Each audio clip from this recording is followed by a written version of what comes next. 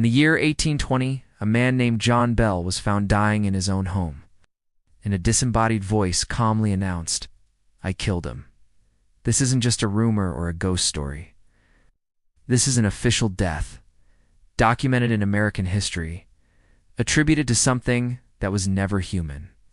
Our story begins on a quiet stretch of land near Adams, Tennessee. The Bell family believed they had found peace in their isolated farmhouse. Far from neighbors, far from help. An ordinary home cradled by silence. But in the early 1800s, that silence began to break. It started subtly, the way true horror always does. At night, faint whispers crept along the walls, as if unseen mouths were pressed against the wood. Then came the sounds of chains dragging across the floor, of something heavy pacing the rooms while everyone lay frozen in their beds. The family searched for animals, for intruders, for any rational explanation, but they found nothing. The unseen presence grew bolder. Objects began to move on their own. Chairs would slide across the floor. Blankets were violently ripped from sleeping bodies. John's daughter, Betsy Bell, felt invisible hands slapping her face, pinching her arms, and pulling her hair with a deliberate, cruel force. And then the voice came. It was clear, intelligent, and mocking. It introduced itself calmly as the Bell Witch, and from that moment on, the house was no longer the Bell's own. The entity spoke freely, revealing the family's deepest secrets, quoting scripture one moment and spewing venom the next. It singled out John Bell with an obsessive hatred, tormenting him day and night, weakening him with unseen blows and relentless fear. Word spread, drawing neighbors, skeptics, and even respected figures to witness the terror for themselves. Among them was a future president of the United States, Andrew Jackson. He arrived with his men determined to challenge the entity, only to flee in terror after his wagon reportedly became immobilized by an invisible force. The witch just laughed, reveling in their disbelief, turning into dread. Jackson later said he'd rather fight the British Army again than face what lived in that house. As the months turned into years, John Bell's health deteriorated. He suffered strange fits, paralysis, and an unshakable exhaustion. Finally, in December of 1820, after a mysterious vial of black liquid appeared beside his bed as substance the entity claimed was poison, John Bell died. The witch announced its responsibility openly, boasting of the act before falling silent. It's said to be the only case in American history where a death was officially attributed to a supernatural force. Even after John's burial, whispers lingered in the fields, as if the land itself remembered. To this day, the name Bell, which is spoken carefully in Adams, Tennessee, never too loud and never at night.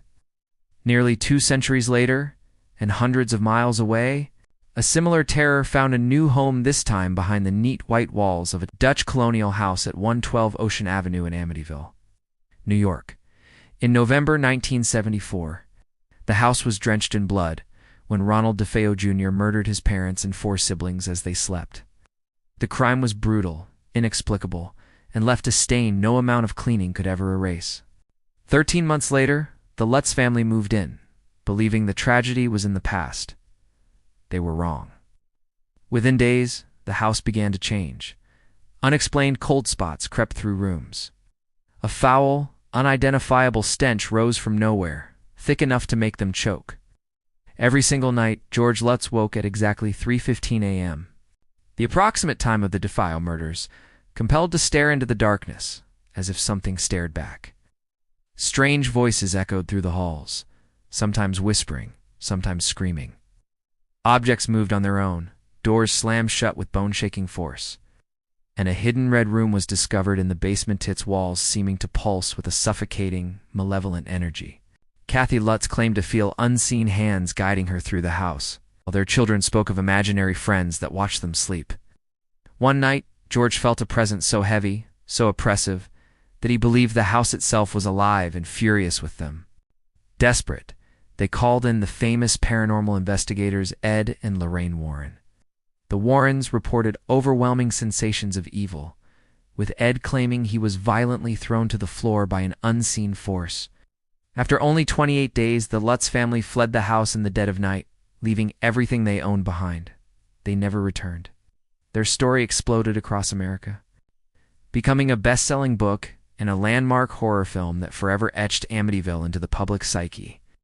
Yet, subsequent owners of the house claimed it was quiet, ordinary, almost mocking in its calm. Was it all a hoax, shared delusion born of trauma and suggestion? Or was it something darker, something that chose its victims carefully, revealing itself only when it wished? Even now, when night falls on Ocean Avenue and the windows of that house reflect nothing but darkness, many believe it's only pretending to sleep. Waiting, patient, silent, remembering what it once did and what it could do again. The Bell Witch was never captured. The Amityville house still stands. New families live in these places now, and they say nothing ever happens anymore.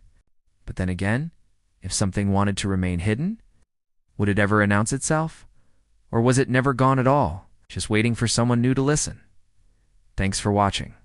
If you found these stories as chilling as I did, make sure to hit that like button and subscribe for more dives into the unexplained. Let me know in the comments which case you think is more terrifying. Stay safe out there.